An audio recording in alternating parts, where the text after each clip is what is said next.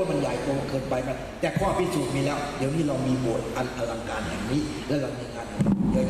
and he wants to use everyone here to continue that work ก็ให้ถือเป็นตัวอย่างที่ดี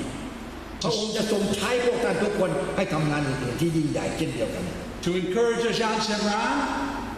and to bring people to Jesus Christ in Nong Khai and all the surrounding area ต้องควรให้กำลังใจอาจารย์สำราญและทุกคนในหนองคายเพื่อจะได้ทำงานเพื่อพระเจ้าต่อไป even before we know that before we even know that God is working in our life He is preparing us to do things เพราะฉะนั้นก็แสดงว่าพระเจ้าเตรียมเราไว้ทุกคนแต่ละคนสำหรับงานที่พระองค์จะทรงเรียกใช้ต่อไป He equips us through the smaller decisions through the smaller tasks แม้แต่การเตรียมตัวเราทุกคนตั้งแต่งานเล็กๆน้อยๆ God wants to encourage us to listen to Him and obey Him เริ่มแต่งานเล็กๆน้อยๆเพื่อจะให้กำลังใจเราหนุนใจเรางานอย่างนี้เราทำได้ต่อไปก็งานใหญ่ขึ้นใหญ่ขึ้น And as we listen and obey He is preparing us for greater tasks ถ้าเราเชื่อฟังพระองค์ก็ให้งานที่ใหญ่โตขึ้นใหญ่โตขึ้น And we're going to look at them today because of this story about Gideon เรื่องตัววันนี้เป็นตัวอย่างที่ดีที่สุดเลย You see God called Gideon a valiant warrior สังเกตดูพระองค์กิเดโอนไว้ไงนักรบผู้เข้มแข็งนักรบผู้กล้าหาญ But he didn't feel like a valiant warrior กิเดโอนไม่ได้คิดว่าตัวเองจะกล้าหาญเป็นนักรบที่เก่งกล้าอะไรสักนิด In verse 15 of Joshua 6ในข้อ15ของผู้เป็นนิสัยข้อที่6บทที่6 This is what Gideon said to God กิเดโอนบอกกับพระเจ้าทูลต่อพระเจ้าว่าไงรู้ไหม How can I save Israel จะให้พระองค์ตัวนี้ไปสู้ไปช่วยเหลืออิสราเอลได้อย่างไร My people are the weakest people in the village คนอิสราเอลเป็นคนที่อ่อนแอที่สุด and I am the least of my family ข้าน้อยก็เป็นตัวเล็กๆเป็นคนตัวเล็กน้อยคนที่น้อยที่สุดในครอบครัว Why would God choose Gideon แล้วทำไมพระองค์มาใช้กิเดโอน Why would God choose you ทำไมพระองค์ไม่ใช้คนอื่นที่เข้มแข็งใหญ่โตกว่า Why would God choose me ทำไมพระองค์มาใช้อาจารย์ He likes to choose the small พระเจ้าต้องการใช้ผู้ที่อ่อนแอคนเล็กๆน้อยๆ to show how big He is ให้ทำงานให้พระองค์เพื่อเป็นการพิสูจน์ถึงฤทธิ์เดชอำนาจของพระองค์เมื่อทำงานนั้นสำเร็จ You see the Lord answered Gideon in verse 16ในข้อ16พระองค์ตอบกิเดโอนว่าอย่างไร And here's what He said บอกว่า I will be with you เราจะอยู่กับเจ้ากิเดโอน There's things God wants you to do and me to do เราต้องทำทุกสิ่งที่พระองค์สร้างจะให้เราทำใช้เราพระองค์จะบอกเราว่าเราอยู่กับเจ้า And He has to encourage us to do those things นี่คือการหนุนใจให้เราเข้มแข็ง But in this story Gideon faced a much bigger enemy than we face ในเรื่องนี้กิเดโอนนี่เจอกับปัญหาศัตรูนี่มันยิ่งใหญ่มีอำนาจมากมาย But the story is to encourage us that God is a great and mighty God and He goes with us wherever we go แต่เมื่อฟังเรื่องจนจบจะรู้ว่าพระเจ้ากับยิ่งใหญ่ที่สุดยิ่งใหญ่กว่าและพระองค์ผู้เดียวนี้จะไปตลอด He goes with us to guide us to protect us and to use us for His purposes พระองค์ไปกับเราเป็นนำทางเราปกป้องเราและใช้เรา But even though God had promised that He would give Gideon the victory Gideon needed some proof that God was really talking to him ทั้งที่พระเจ้าสัญญาว่าจะให้ได้รับชัยชนะกับพวกมิเดียนกิเดียนยังไม่แน่ใจขอให้พระเจ้าทรงสำแดงสัมผัสออกมาหมายสำคัญออกมา Now the first thing he asked Gideon to do in this story he asked Gideon to go and tear down the altars and idols that his father had built and use the wood to build an altar to God สิ่งก่อนอื่นทั้งหมดพระองค์สั่งให้เจ้าไปทำลายแท่นบูชาของบาอาลของที่พ่อเขาบูชาอยู่พ่อของกิเดโอนเนี่ยเอามาให้หมดทำลายลงซะก่อนและเอาไอ้เครื่องก่อสร้างไม้นู่นนะมาสร้างแท่นบูชาพระองค์ Gideon was afraid โอ้ยใครจะทำได้กิเดโอนยากนะ All the men might come against him and try to kill him คนอยู่ในหมู่บ้านแถวนั้นก็อาจจะมาทำลายมาฆ่าเขาก็ได้คุณบอก but he did it. แต่อย่างไรก็ตาม He tore down these poles and he built a shrine to God. อย่างไรก็ตามคนสุดท้ายกิโดนเลือกเชื่อพระเจ้าทำลายแท่นบูชาที่พ่อสร้างไว้สำหรับบูชาบาลแล้วก็เอาสิ่งละก่อสร้างนั้นมาสร้างขึ้นมาเป็นแท่นบูชาของพระเจ้า And the men of the village went to Gideon's father. โอ้พวกชาวบ้านโกรธใหญ่เลยวิ่งไปบอกพ่อ And they said, "We want to kill your son for what he's done." เราจะฆ่าลูกเจ้าเพราะเหตุอย่างที่ได้อย่างไร And you know what his father said? พ่อว่าอย่างไรรู้ไหม If this God, Baal, is so strong, let him kill my son. We don't have to do anything. พ่อก็ตอบว่าถ้าพระเจ้าที่ลูกเขาทำลายไปเนี่ยเข้มแข็งเก่งกล้าจริงเป็นยังไงปกป้องตัวเองปล่อยให้ลูกคอยอะไรเฮ็ดไปได้อย่างนั้นก็ปล่อยครับ Gideon was spared. เป็นไงแปลว่ากิเดียนไม่มีใครกล้าทำร้ายกิเดียน Now he had passed the test. ก็ได้ผ่านข้อทดลองข้อที่ 1ไปแล้ว I'm sure it seemed like a big test to Gideon. It might seem like a big one to you and me. จริงๆถ้าฟังเรื่องนี้โอ้โหกับทำลายท่านบูชากิเดียนคงคิดว่ามันเรื่องใหญ่แท้ๆแต่ถ้าเราฟังแต่เรื่องคงไม่ใหญ่เท่าไหร่ But this was a very small challenge compared to what God was going to challenge แต่ Gideon นี่ยังเป็นขั้นแรกยังจิ๊บจ้อยมาแค่น้อยเดียว You see that God uses these small challenges in our life to prepare us for greater victories. เรื่องนี้จะบอกให้รู้พระเจ้าใช้คนที่จากเล่นเล็กๆน้อยๆให้ทำงานที่ใหญ่โตมโหฬาร Our faithful obedience is important in every situation, in every decision. สิ่งที่พระองค์ต้องการจริงเป็นความเชื่อพระองค์และฟังคำพระองค์ God is always preparing us for greater victories and more victories. Always. ตลอดเวลาพระองค์จะเตรียมเราเพื่อทำงานให้ได้รับชัยชนะ So we need to obey Him. And we have two choices. เพราะฉะนั้นเราก็ต้องฟังพระองค์แต่เพราะเรามีอยู่We can obey the Lord and find out what He's going to do in our life step by step as we go forward. ทางแรกเราเลือกไปเชื่อพระองค์แล้วก็ค่อยๆดูไปพระองค์จะทำยังไงเป็นขั้นเป็นตอนไปเรารู้ถึงที่สุด Or as a decision comes to mind, we can disobey God. หรือเลือกทางที่ 2บ่ฟังบ่เชื่อ And we'll spend the rest of our lives wondering what God might have done through our lives had we listened to God. ถ้าเราเลือกทางไม่เชื่อตลอดชีวิตเราก็ต้องยังจะเป็นยังไงต่อไปตามบุญตามกรรมอะไรไม่ตัดแล้ว You see, little decisions may often seem insignificant to us. เห็นไหมการตัดสินใจเล็กๆน้อยๆอาจจะคิดว่ามันไม่สำคัญไม่มีความหมายอะไรต่อชีวิตแต่ที่จริงมันมี But they are a very big deal to God. เป็นเรื่องใหญ่สำหรับพระเจ้า We have to learn to listen and obey. เพราะฉะนั้นเราต้อง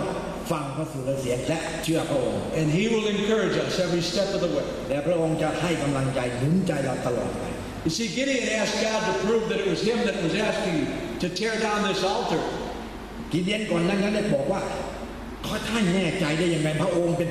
พระเจ้าอีหลีหรอที่จะมาขวายทำอย่างนั้น So the angel of the Lord said, "Well, prepare a meal and put it over here on this rock." ทูตของพระเจ้าก็บอกเอาหินมาก้อนมาแล้วก็จะพิสูจน์ให้ดู Then I want you to pour the gravy all over the top. Pour this stuff all over the top. เอาทำลายทุกสิ่งหมดแล้วเอาของอะไรที่สร้างขึ้น And God sent a consuming fire and burnt it up to death. เอาเนื้อมาฆ่ามาบูชาให้พระเจ้ามากินมาเสวยเสร็จแล้วก็อยู่ดีๆไฟก็ลุกขึ้นเองโดยไม่ต้องใช้ไม้ขีดหรือใช้อะไรทั้งนั้น He wants to use us for His นั่นจะ purposes. แสดงว่าอัศจรรย์แล้วนี่อยู่ดีๆก็พระเจ้ามาเสวยได้ If we need to know it's Him, He will show us and make it clear that it is Him speaking to us and calling us. การให้พระองค์สำแดงให้เรามาพระองค์ก็จะสำแดงให้ดู You know, 15 years ago we left Florida, the place that we loved, our home, and we moved away to a foreign country because we believed God was calling us. 15 ปีก่อนนั้นอาจารย์อยู่ที่ฟลอริดารักมากว่าเป็นรัฐที่สวยงามอันหนึ่งในสหรัฐแต่ว่าต้องไปที่ต่างประเทศจะไปอิตาลีแต่ว่ารู้สึกว่าคิดว่าพระเจ้านำไปก็จะไป We spent a year praying, is this really you, God? Because we did not want to leave Florida. We loved Florida. อธิษฐานตั้งปีหนึ่งถามพระองค์ทูลถามตายไปอีหรอบอนี่พวกคันไว้มักฟลอริดาอีตายไปเห็นยัง Our family was there. Our friends friends were there. Our church was there. Everything that we had in our life was there. And God said, I want you to go. ครอบครัวของอาจารย์ภรรยาก็อยู่ที่ฟลอริดาทุกสิ่งทุกอย่างโบสถ์ก็อยู่ที่นั่นก็อยู่ๆจะให้ไปอิตาลี Very difficult. ยากมาก Spend a year praying, reading, asking God. ใช้เวลาตั้งปีบุญถามอธิษฐานอ่านพระคัมภีร์ขอการทรงนำ And then we left. แต่ว่าไปก็ไปก็ลงไป Sold our home. ขายบ้าน Said goodbye to everybody. เลิกหมดบุญบายไปหมดเลยลาพี่น้อง And we moved to Italy for 2 years. ไปอยู่อิตาลี2 ปี And God made it clear that we were where God wanted us to be. เพราะฉะนั้นตลอดเวลา2 ปีก็รู้สึกใช่แล้วพระเจ้าต้องการให้เรามาเฮ็ดอย่างที่อิตาลี And the 2 years stretched to 8 years. จาก2 ปีกลายเป็น8 ปี And after 8 years in Italy, when we were very comfortable and we spoke the language and we had a nice place, God called us to Thailand. เอาอีกแล้วอยู่ไป8 ปีพูดภาษาอิตาลีได้แล้วกำลังสบายใจแล้วอยู่นี่ไม่อยากไปไหนแล้วพระเจ้าเอิ้นมาเมืองไทย I didn't even know where Thailand was. ตอนนั้นไม่รู้จักบอกไทยแลนด์อยู่ที่ไหนประเทศไทย I had no idea on a map how to find Thailand. ไม่สามารถจะเห็นในแผนที่ตรงไหนในแผนที่โลกนี่เห็นประเทศไทยอยู่จุดใด So again we had to go to God and pray, is this really you? Do you really want us to leave this work that we've been on for 8 years? จะเห็นอย่างนี้ไปอธิษฐานหาทุนจะให้ไปเมืองไทยจริงๆเลยไปเห็นอย่างนั้น God made it clear. จะบอกให้ชัดเจนอีก And we came to Thailand. ต้องไป Not because we're so good. ไม่ใช่ว่าถ้าอาจารย์เป็นคนดีคนอะไรนะเก่งกาจแต่พระเจ้าบอกให้ไปก็ต้องมาเมืองไทย Not because we're so strong. หรือไม่ใช่ว่าอาจารย์เข้มแข็งแข็งแรงมีกล้ามเนื้อเยอะๆไม่ใช่ Not because we're great Christians. หรือว่าพออาจารย์เป็นคนที่เป็นคริสเตียนที่เข้มแข็งเหนียวแน่นมาก Not because we're such good people. หรือไม่ใช่ว่าอาจารย์นี่โอ้ดีหรอก But because we are willing to listen to God, trust God, and do whatever He tells us to แต่เป็น do. เพราะอาจารย์ยินดีรับฟังพระสุรเสียงปฏิบัติตามพระองค์แล้วก็ไปตามที่พระองค์ You know, today, July 28th, we are in Thailand. 7 years. 7 years. วันนี้วันที่ 28 กรกฎาคม 7 ปีเต็มๆที่อาจารย์กับภรรยามาอยู่ที่เมืองไทย7 ปี I'm very thankful that God has allowed us to serve Him here in Thailand. พระองค์อาจารย์มีความขอบคุณพระเจ้ามากที่พระเจ้าทรงเลือกใช้ให้มาที่เมืองไทยมารับใช้พระองค์ที่นี่ I believe He wants the Isan people and the Lao people to come to Jesus Christ. มีความเชื่อว่าพระเจ้าทรงใช้อาจารย์เพื่อจะให้รู้ว่าจะให้พวกพี่น้องอีสานทุกคนรวมทั้งพี่น้องลาวฝั่งโน้นด้วยมารู้จักพระเยซูมารู้จักพระเจ้า But why would He call me? I'm here 7 years. I still don't speak Thai. I don't speak Lao, and I only know one word in Isan. ทำไมถึงมาเลือกใช้อาจารย์ชักทั้งที่อาจารย์ชักอยู่ที่7 ปียังปักไทยบ่ได้ปักลาวก็บ่ได้เลย One of the great reasons for my ministry that God has for me is to encourage you.